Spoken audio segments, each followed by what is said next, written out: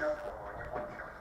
По его словам, помощники Мурашова история не стесняется. Теперь сюда дожидаются его заместитель Дмитрий Донсков, советник Алексей Лопатин и руководитель агентства по муниципальному заказу мэрии Максим Пайкаланин. На этих кадрах посредника Александра Захарова Они это и делают. сразу после того, как он собрал те самые 6% Шмелева, а это 14 миллионов рублей. Если ты вот ничем не занимаешься, то есть своей работой, и возьмешь, и отсюда.